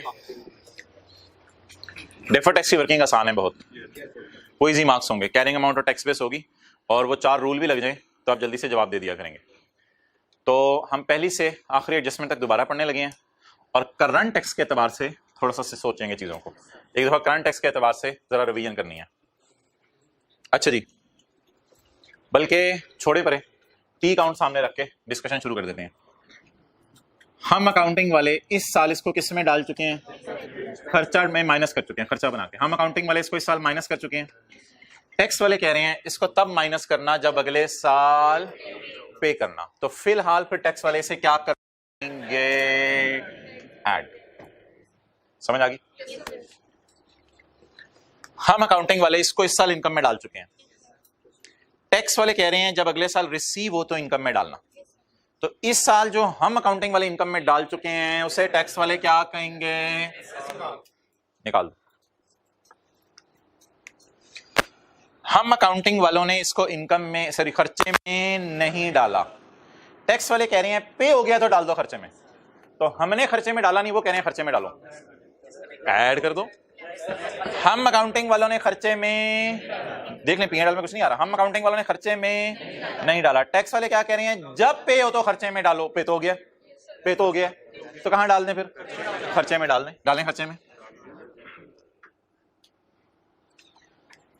हम अकाउंटिंग वालों ने इनकम में नहीं डाला, टैक्स वाले कह रहे हैं, टैक्स वाले कह रहे हैं जब मिल जाए तो इनकम में, वो तो मिल गया, मिल गया, हमने तो इनकम में नहीं डाला लेकिन मिल गया, तो टैक्स वाले क्या कहेंगे? इनकम में डाल दो, इसलिए इसको क्या किया?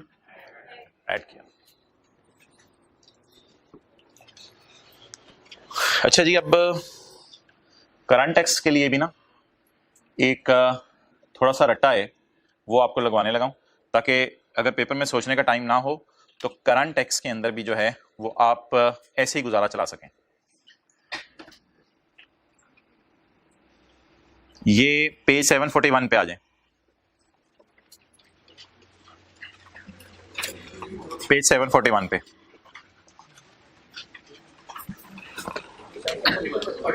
742, 742 टाइप्स ऑफ एडजस्टमेंट्स। अच्छा, ये जो अभी हम सवाल करें ना, नेक्स्ट क्वेश्चन वही है जो हम कर रहे थे अभी। इसकी मैंने आपको एडजस्टमेंट 2 कराई है, 3 कराई है, 4 कराई है और 5 कराई है। इन चारों में क्या था? इन चारों में टैक्स अथॉरिटीज आर यूजिंग, इसको हम सबर का सिनेरियो क्या करेंगे? हमें सबर करना पड़ेगा। सबर करने का मतलब है थोड़ा सोच फिकर करके, थॉट प्रोवोकिंग, उसके बाद हमें नतीजे पे पहुंचना है। तो जब भी टैक्स वाले कैश अकाउंटिंग फॉलो करेंगे ना, तो हमारी वाली अकाउंटिंग से हिल रहे होंगे ये, तो इसलिए हमें सोचना पड़ेगा, सोचने में फिर सबर की जरूरत होगी। अच्छा, हाउ टू टैकल? सबसे पहले आपने पेपर में क्या किया करना है? Prepare T count of expense and income. जब भी पेपर में आया करेगा आपने टी काउंट बना लिया करना है, एक्सपेंस का जरूरत पड़े एक्सपेंस का, इनकम का जरूरत पड़े इनकम का। करंट टैक्स की वर्किंग में रट्टा लगाने लगाऊं। करंट टैक्स की वर्किंग में क्या करना है? In current tax working reverse income and expense and record payment और रिसीट। एक्सपेंस और इनकम उल्टा देने, क्योंकि उसको टैक्स वाले नहीं मान रहे, बल्कि टैक्स वाले मान रहे हैं पेमेंट को या रिसीट को। खर्चों के लिए पेमेंट को, इनकम्स के लिए रिसीट को। टैक्स वाले कौन सी अकाउंटिंग नहीं मान रहे? एक्सपेंस इनकम्स हमारे वाले नहीं मान रहे, बल्कि क्या चाह रहे हैं? पेमेंट और रिसीट को रिकॉर्ड करो, और उल्टाओ क्या? इनकम और एक्सपेंस। बोले बोले करंट टैक्स की वर्किंग में उल्टाना क्या है और रिकॉर्ड क्या करना है? ये जरा समझिएगा, इनकम और एक्सपेंस उल्टाना, रटा रटा रटा, इनकम एक्सपेंस उल्टाना। ये क्या है? एक्सपेंस, एक्सपेंस उल्टा दे। लो जी रट्टा भी, कोई सोचना नहीं पड़ा, कोई सोचना नहीं पड़ा। 2018 में रट्टा एक्सपेंस उल्टा दिया। अच्छा, रट्टा क्या मारा हमने? करंट टैक्स की वर्किंग में इनकम या एक्सपेंस नजर आ रहा हो तो उसे उल्टा दें, और पेमेंट या रिसीट नजर आ रही हो तो उसे रिकॉर्ड कर दें। अच्छा जी, ये एक्सपेंस है, ये क्या है? इनकम को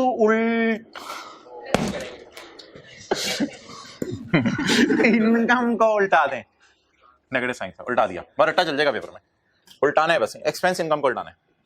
और अगर कभी नजर आ जाए आपको पेमेंट या रिसीट, उसे क्या कर दें? रिकॉर्ड कर दें। पहले डिसाइड करना है पेमेंट या रिसीट है। एक्सपेंस अकाउंट में पेमेंट आती है, इनकम अकाउंट में रिसीट आती है। पहले डिसाइड कर लेना पेमेंट है या रिसीट है। ये कौन सी किस नेचर का अकाउंट है? तो ये पेमेंट है, रिसीट है।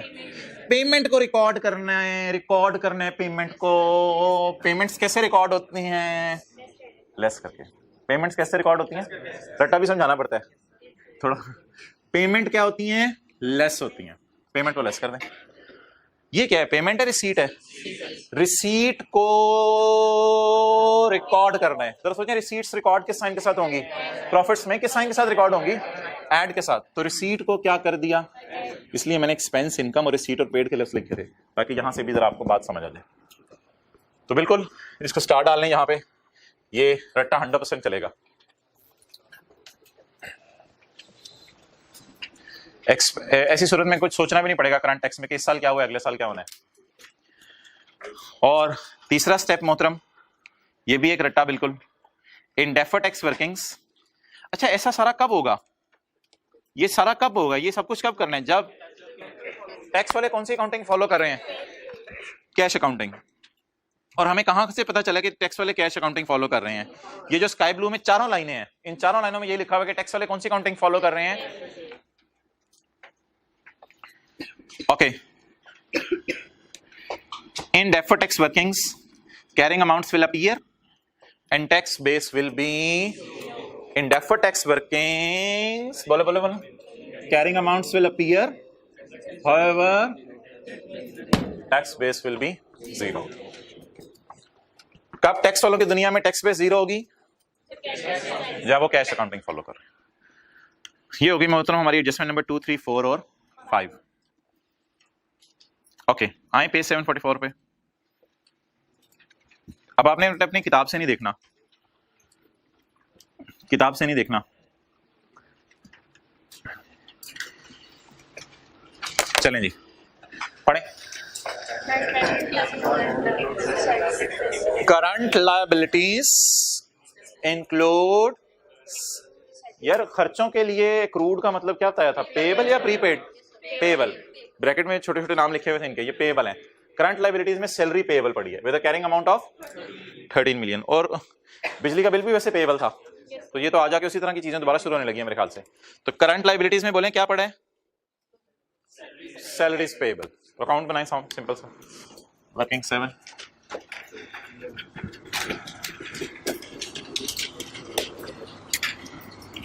सैलरी एक्सपेंस, सैलरी एक्सपेंस जी मोहतरम। पेबल, जादू बताएं, जादू पेबल कहाँ होने? ओपनिंग पे, क्लोजिंग पेबल, क्लोजिंग पेबल 13, इधर 12 इधर। अच्छा जी, और आप बता दें पेबल पे कब होता है? वो बोले अकाउंटिंग वालों की नजर में पेबल पे कब होता है? तो इस साल किस में जाएगा? खर्चे में। ये भी सीखा करेंगे अकाउंट कैसे बनाना है। पेबल पे कब होगा? अगले साल। तो खर्चे में। और वैसे आपको पता है ये साइड भी बैलेंस करनी थी, तो यही साइड P&L के लिए खास है, ये साइड कैश के लिए नहीं है। क्लियर? ओके, क्या है? सैलरी पेबल कितनी? 13।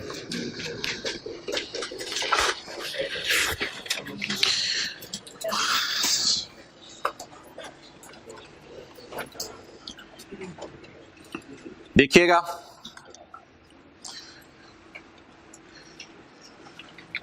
छोड़े क्या दिखाना आपको। चलें देखें, छोड़े बुरे,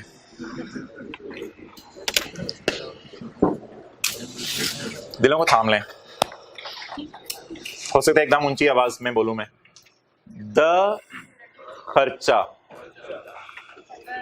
द खर्चा, द खर्चा कितना है? 13। द खर्चा will be deducted when paid, will be deducted when paid. The kharcha has been deducted for, the kharcha has been deducted for tax purpose as well. As well class मैंने emphasis देने के लिए बोला था कि समझ आए। The खर्चा has been deducted for tax purpose as well. ये किताब बोली मुझे भी जमीन पे आना आता है, मैं सिर्फ चांद पे नहीं रहता, मुझे भी पता है तुम्हारी एक्रूअल अकाउंटिंग क्या है, और मुझे भी ये एक्रूअल अकाउंटिंग लगानी आती है। तुम लोग जो लगे होते थे ना चांद पे ले जाओ और बंदे लाके घुमा रहे होते थे सरों के ऊपर, उसके अलावा भी मुझे भी पता है तुम्हारी एक्रूअल अकाउंटिंग आती है। द खर्चा has been also deducted for, खर्चा टैक्स वालों ने भी डिडक्ट कर लिया। हमने कहा अभी तो पे नहीं हुआ, टैक्स वालों ने कहा सर्विस तो इस्तेमाल होगी थी यार, कहते सर्विस तो रेंडर होगी थी ना, एम्प्लॉय सर्विस तो देके चला गया था, हमने कहा अभी पे नहीं किया। कहते कोई मसला नहीं, कोई मसला नहीं। द खर्चा has been deducted for tax purposes. इस लाइन का क्या मतलब है? इस लाइन का क्या मतलब है? मींस टैक्स वाले भी कौन सी अकाउंटिंग फॉलो कर रहे हैं? Accrual accounting. टैक्स वाले भी कौन सी अकाउंटिंग फॉलो कर रहे हैं? Accrual accounting. वो कहते हैं खर्चे को डिडक्ट कर लो, मानिएगा ना मानिएगा बात, उनको पेबल भी फिर बनाना पड़ेगा। अगर वो खर्चा बुक करेंगे ना तो कैश तो क्रेडिट कर नहीं सकते क्योंकि कैश तो अभी तक पे नहीं हुआ, मजबूरन उनको पेबल भी रिकॉर्ड करना पड़ेगा। अब बता दें टैक्स वालों की नजर में पेबल्स वाली दुनिया एग्जिस्ट करती है? अब यहां क्या लिखें? 13। हम अकाउंटिंग वालों ने खर्चे में डाल दिया है 13। जरा नजर मारें, ये तो अकाउंटिंग का ठीक होता है ना, ये तो इसमें तो कोई दूसरी बात नहीं। हम अकाउंटिंग वालों ने खर्चे में कितना डाल दिया है? 13। जरा देखते हैं टैक्स वाले क्या कह रहे हैं। हम अकाउंटिंग वालों ने खर्चे में डाल दिया 13। The related expense has been deducted for, वो कहते हैं टैक्स पर्पस के लिए भी इसे डिडक्ट कर लो। The related expense has been deducted for tax purpose, tax purpose के लिए भी इसे डिडक्ट कर चुके हो तुम। तो हमने कहा हमने अकाउंटिंग के लिए भी कर लिया, उसने कहा टैक्स वालों की नजर में भी तुमने कर लिया, परेशान ना हो। अब बताएं हम अकाउंटिंग वाले खर्चा डाल चुके हैं, टैक्स वाले कह रहे हैं खर्चा डाल दो, ठीक है अच्छी बात है। तो यहां भी अब कोई इख्तलाफ नहीं है, देखें यहां भी इख्तलाफ नहीं है, यहां भी हमारे और टैक्स वालों में इख्तलाफ नहीं है, और यहां तो बाय डिफॉल्ट कोई इख्तलाफ नहीं होगा, इसलिए तो इधर तो कुछ ऐड करके लेस भी करना, टाइम जाया करना होगा पेपर में। तो ये तो एडजस्टमेंट इस काबिल भी नहीं कि करंट टैक्स के फेस के ऊपर आए, लेकिन इधर हम जरूर वर्किंग में शो कर दिया करेंगे ताकि इसके मार्क्स मिले हमें। लेकिन इधर मार्क्स कोई नहीं लेने होते, बस सोचना होता है। करंट टैक्स तक पहुंचते अकाउंटिंग वालों ने, सॉरी प्रॉफिट तक पहुंचते हुए आते आते अकाउंटिंग वालों ने माइनस कर दिया हुआ था। कैसे पता चला? P&L का लफ्ज पढ़ के, P&L का लफ्ज पढ़ के आते आते अकाउंटिंग वालों ने माइनस कर दिया हुआ था। और टैक्स वाले क्या कह रहे हैं? द रिलेटेड खर्चा is deducted for tax purpose, tax purpose के लिए भी खर्चा डिडक्ट कर लो। थोड़ी सी इंग्लिश थोड़ा मुश्किल है, has been deducted for tax purpose, लेकिन बस खर्चा माइनस हो गया। सो अच्छा, अब मोहतरम अगर आप पेज जैसे दी पेज 742 पे आए, पेज 742 पे, if tax authorities are using, हाँ इनकी दुनिया में भी अक्रूवल एग्जिस्ट करती है। और सैलरीज जो है ना, सैलरीज में ये कहते हैं कि हमें अक्रूवल की दुनिया पसंद है, ठीक है। अच्छा, कुछ जगहों पे ना टैक्स वालों के पक्के ठक्के रूल्स हैं, कुछ जगहों पे टैक्स वालों के रूल्स कभी कुछ होंगे कभी कुछ होंगे। जहां जहां टैक्स वालों के पक्के ठक्के रूल्स हैं ना, वो आपको मैंने लिखने की जरूरत नहीं, मैं मोटे मोटे जबानी याद करा दूं। लीज में टैक्स वाले हमेशा क्या करेंगे? रेंटल माइनस कर लो। लीज में टैक्स वाले हमेशा क्या करेंगे? रेंटल माइनस कर लो। प्रोविजन फॉर डाउटफुल डेट में हमेशा टैक्स वाले कहा करेंगे कि वेट करो actual bad debt right of होने दो। ग्रेचुटी और वारंटी में टैक्स वाले हमेशा ही कहा करेंगे पेमेंट का वेट करो। ये 3 4 5 ना टैक्स वालों के पक्के रूल्स हैं।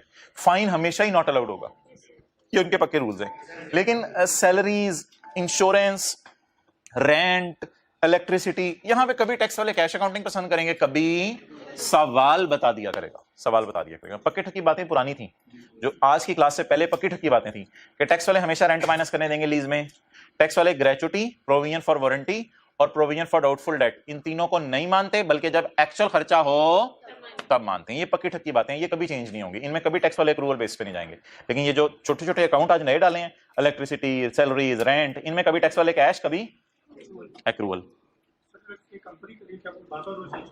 नहीं नहीं नहीं नहीं, टैक्स रूल्स में लिखी होंगी ये बातें, आप बस पढ़ लिया करेंगे, पेपर में आपको गिवन होगी। ओके, पढ़ें जी। If tax authorities are using, यार फिर आपने सबर नहीं करना, फिर आपने शुक्र करना है। जैसे एडजस्टमेंट 6 थी हमारे क्वेश्चन की आज की, और फिर 3 स्टेप्स आपने क्या करने हैं? Prepare T account of, no adjustment is required in current tax में, कोई कुछ नहीं करना। अभी देख लें, ये जो एडजस्टमेंट ताजा कराई है, इसमें करंट टैक्स में कुछ नहीं किया। In deferred tax working, carrying amount will and tax base will be 0. नहीं, carrying amount will appear and tax base will be equal to carrying amount। जी हाँ, ये वाला पॉइंट 2, हाँ पिछले वाला पॉइंट 2 क्लियर नहीं जो रट्टा लगवाया, वो तो रट्टा था, ऐसे समझ लो। वो भी ये कह रहे हैं मुझे पिछले वाला पॉइंट 2 क्लियर नहीं है। तो देखें, जब टैक्स वाले क्या फॉलो कर रहे हो? कैश अकाउंटिंग, यानी कि हमारे सवाल में इन वर्किंग्स में टैक्स वाले कौन सी अकाउंटिंग फॉलो कर रहे थे? जब टैक्स वाले कैश अकाउंटिंग फॉलो कर रहे हो तो एक्सपेंस, ये पुरानी बात की तरफ ले गए, एक्सपेंस और इनकम को उल्टा दो। एक्सपेंस को उल्टाते कैसे हैं? इनकम्स को कैसे उल्टाते हैं? ये रट्टा लगवाया था। और रिसीट्स को कैसे रिकॉर्ड करते हैं? रिसीट्स, वैसे ही रिसीट, कोई भी रिसीट हो प्रॉफिट में ऐड होनी चाहिए, रिसीट्स को ऐड करके और पेमेंट्स को लेस करके। तो रट्टे में ये लिखा हुआ था, एक्सपेंस और इनकम को उल्टा दो और रिसीट और पेमेंट को रिकॉर्ड करो, अगर सोचने का टाइम ना हो पेपर में। ओके, अगली एडजस्टमेंट जी। ओ तेरी खैर, long jump.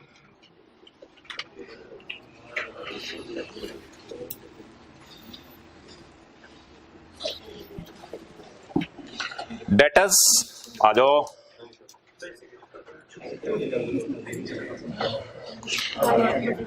Debtors have a carrying amount of, बस आगे नहीं पढ़ना, आगे नहीं पढ़ना। Debtors have a carrying amount of 50 million. अच्छा, ये अकाउंट ना डेटर का तो बचपन वाला बनाए, इधर कोई नई चीज नहीं है।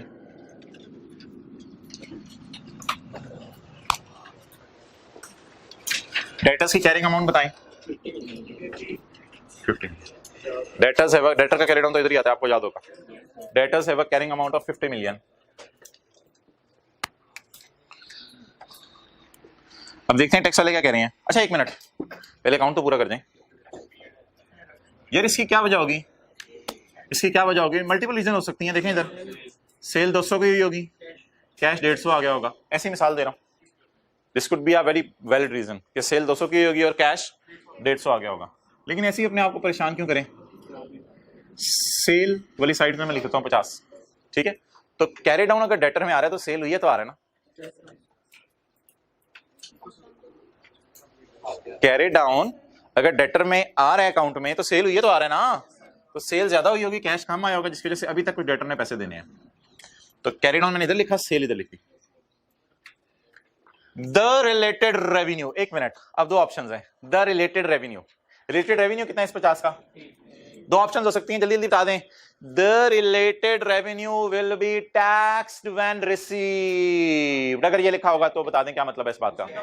फिर तो इख्तलाफ आ गया हमारे और अकाउंटिंग वालों में, फिर तो कैश अकाउंटिंग फॉलो कर रहे हैं वो, फिर तो हमें सब्र करना पड़ेगा और सोच सोच के चीजें करनी पड़ेंगी। अगर लिखा हो the related revenue will be taxed when received, लेकिन आ जाओ चलते हैं देखते हैं क्या लिखा हुआ है। The related revenue has been included in taxable profit। कहते हैं ये taxable profits में भी मेरी तरफ से include कर लो, या मैंने कर दिया, समझ लें, जो मर्जी समझ लें, इंग्लिश थोड़ी सी जरा टफ है। The related revenue has been included in taxable profit। Accounting profit में भी ये सेल शामिल होगी, सोचें जरा, अकाउंटिंग प्रॉफिट में भी ये सेल शामिल है। और कहते हैं टैक्स लगाने वाले प्रॉफिट्स में भी मैं चाह रहा हूं शामिल हो जाए। तो बता दें रिलेटेड रेवेन्यू इज टैक्सेबल या is included in, has been included in profits. तो क्या इसने सेल में डाल दिया है या डालेगा जब पैसे आएंगे? It means tax authorities use. अब बता दें क्या करना है। अच्छा, हम अकाउंटिंग वालों ने 300 तक आते आते 50 की सेल डाल दी है। हम अकाउंटिंग वालों ने 50 की सेल डाल दी है आते आते 300 तक। और टैक्स वाले क्या कह रहे हैं? Has been included in taxable profit. Taxable profits में भी हमारी तरफ से पड़ी रहने दो, कोई मसला नहीं। आप बता दें क्या करें? करंट टैक्स की वर्किंग में कुछ भी नहीं करें। अच्छा, इधर आ जाएं। डेटर का कैरी डाउन कितना आ रहा है? 50। टैक्स वालों की नजर में अगर ये आपने डालना है तो फिर टैक्स वालों को मजबूरन याद रखिएगा कैरी डाउन भी बनाना पड़ेगा इसे, क्योंकि ये पैसे जब टैक्स वाले आज इनकम में डाल रहे हैं तो आए तो है नहीं, तो अगर इनकम में डाल रहे हैं तो वो मजबूर हो जाएंगे क्या बुक करने पे? रिसीवेबल बुक करने पे। तो इसलिए ऑब्वियसली जब भी टैक्स वाले हमारी एक्रूअल अकाउंटिंग फॉलो करेंगे तो याद रखिएगा उस दुनिया में उनके कैरी डाउन्स भी एग्जिस्ट करेंगे, तभी तो एक बात होगी उनकी और हमारी। अब ग्रेटर लोअर की चक्कर के नहीं, बस 0। चलें जी, बस अगली 2 एडजस्टमेंट इंशाल्लाह कल करेंगे। किताबें ना बंद करें।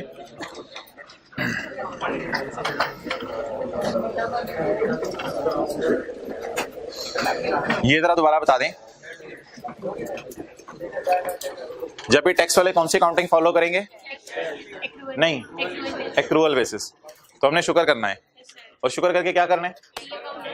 टी अकाउंट बनाना है, और करंट टैक्स में कुछ भी नहीं करना, और डेफर्ड टैक्स में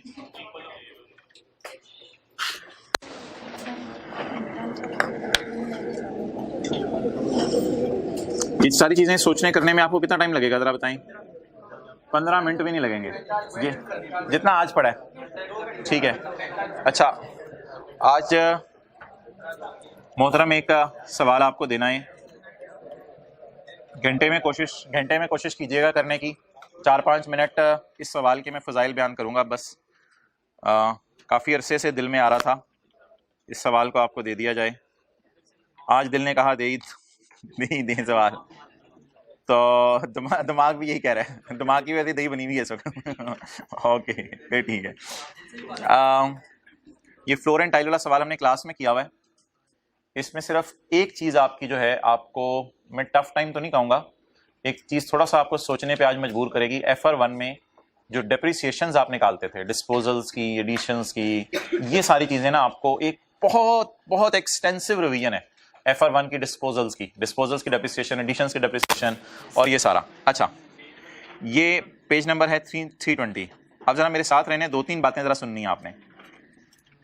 ये जो एडजस्टमेंट है, मैं बार बार बोल रहा हूँ, इस एडजस्टमेंट को आपने नहीं करना। ये एडजस्टमेंट जो है अभी आपको समझ नहीं आ सकती, ठीक है? इस एडजस्टमेंट को आपने नहीं करना। अब आप पूछेंगे कि ये एडजस्टमेंट अगर हम नहीं करेंगे तो हमारा सोल्यूशन टैली नहीं करेगा, नोट टैली नहीं करेगा, हमें तसल्ली नहीं होगी। तो मोहतरम, उसके लिए आपको एक और चीज़ दिखाता चलूँ, चुप रहिएगा, इंशाल्लाह जल्दी बातें समेटी जाएंगी और आपको घर में टफ टाइम नहीं होगा। मोहतरम, उसके लिए आपका बिल्कुल नोट टैली ना करे, कोई मसला नहीं। ये लाइन ही इसके लिए नोट में एक नई है, तो ये लाइन तो आप डालना सोच भी नहीं सकते। नोट में तो 2 लाइनें होती थी, करंट और डेफर्ड। और रिकॉन्सिलिएशन में भी यही एक अमाउंट आपको 1.92 की नजर आ रही होगी। तो बाकी अगर 1.92 में इधर से भी उड़ा दूं और 1.92 नोट में यहां से भी उड़ा दूं तो आपकी रिकॉन्सिलिएशन मैच कर जाएगी। मेरी बातें सुनते नहीं यार, कोई जल्दी नहीं, आपकी रिकॉन्सिलिएशन मैच कर जाएगी। लेकिन इस एडजस्टमेंट का हमारे करंट टैक्स की वर्किंग में, डेफर्ड टैक्स की वर्किंग में कहीं कोई असर नहीं है।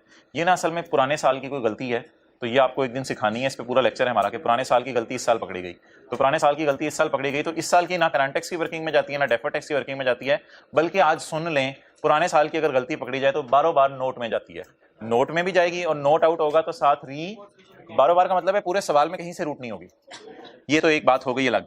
1.92 की एक फिगर है, उससे आपको बॉदरेशन नहीं होनी चाहिए। आपका नोट इंशाल्लाह 24.32 और 24.32 इधर आके टैली करना चाहिए। नहीं करेगा तो ट्राई कीजिएगा सवाल दोबारा करने की, क्योंकि सवाल में कोई ऐसी चीज नहीं है जो क्लास में ना करवाई हो। सबर सबर सबर, यही सवाल पास पेपर का क्वेश्चन 6, और वो मैंने आपको बता दिया है, अब तो मैं अपलोड कर देता हूँ। अब आप लेक्चर नोट्स डेली देख सकते हैं, वेबसाइट का बताया था आपको एक। अच्छा, क्वेश्चन नंबर 6 ऑनलाइन वालों को तो वैसे ही अवेलेबल है ना सहूलत। अच्छा, खामोश यार, ये सारे के सारे अल्फाज और ये सारा सवाल ही मैंने आपको क्लास में करवाया हुआ है फ्लोर एंड टाइल के नाम से। उसमें सिर्फ मैंने आपको एक एडजस्टमेंट नहीं करवाई थी, वो थी एडजस्टमेंट 2 और 3, एडजस्टमेंट 2 और 3। अच्छा, इसमें एक बात बस आप मुझे बता दें, अकाउंटिंग वालों की नजर में भी और टैक्स वालों की नजर में भी आप प्रोपोर्शनेट डेप्रिसिएशन ही निकालिएगा। यानी कि अगर 5 महीने इस्तेमाल हुआ है तो 5 महीने डेप्रिशिएट कर दीजिएगा अकाउंटिंग वालों की नजर में, टैक्स वालों की नजर में भी 5 महीने इस्तेमाल हुआ है 5 महीने डेप्रिशिएट कर दीजिएगा। अकाउंटिंग वालों की नजर में आपकी स्ट्रेट लाइन की रिवीजन होगी डिस्पोजल्स के साथ, और टैक्स वालों की नजर में आपकी WDV की रिवीजन होगी डिस्पोजल्स के साथ, क्योंकि अकाउंटिंग वाले स्ट्रेट लाइन मेथड यूज कर रहे हैं पर 5% per annum on straight line, और टैक्स वाले 10%। और रिड्यूसिंग बैलेंस मेथड के लिए फिर मेंटली प्रिपेयर रहिएगा, अच्छा खासा टाइम आपका लगेगा रिड्यूसिंग बैलेंस की फिगर्स निकालने के लिए। ओके, अगली बात मोहतरम ये है कि पॉइंट 2 में एक लाइन है, वो जरा आपने मेरे साथ पढ़नी है और अभी इसको हल करके जाना है। The cost and other details relating to buildings included in PP, building PP में ही होती है। ये क्या है जी? ओपनिंग बैलेंस किसका? बिल्डिंग्स का। और ये एक बिल्डिंग हमने इस साल बेची है, कितने वाली बिल्डिंग बेची? 30 वाली। कितने की बेची? और 7 एडिशंस हैं। तो वो FR1 की आपको याद होगी, एक डिस्पोजल होती थी सवाल में, एक एडिशन होती थी सवाल में, और पूरा फुल फ्लेज सवाल आया होता था। तो एक एडिशन है हमारे सवाल में और ये ओपनिंग एसेट्स हैं। ये मुझे बता दें आप, ये जो ओपनिंग एसेट्स हैं ये इनकी कॉस्ट है 350 या WDV है? बस इस वजह से ना पूरा सवाल बच्चे गलत कराते हैं, फिर दोबारा मोटिवेशन भी नहीं रहती सवाल करने की। हाँ मोहतरम, ये जो लफ्ज है ना, the cost and other details, तो इसलिए ना ये कॉस्ट है। तो इस पूरे पेपर में एक ये थोड़ी सी कंफ्यूजिंग चीज थी, कुछ बच्चों ने ना WDV समझ के इसको सवाल सॉल्व कर दिया था। ये WDV नहीं है, इट इज, और बाकी तो वैसे ही कॉस्ट है ना, cost of building disposed of, और परचेजेस की भी कॉस्ट है। तो ऊपर क्या लिखा होता? Cost and other. तो पहली चीज ही कॉस्ट है और अदर डिटेल्स आपकी ये हैं, तो पहली चीज कॉस्ट है बस, ठीक है, बाकी सवाल में कुछ भी नहीं है।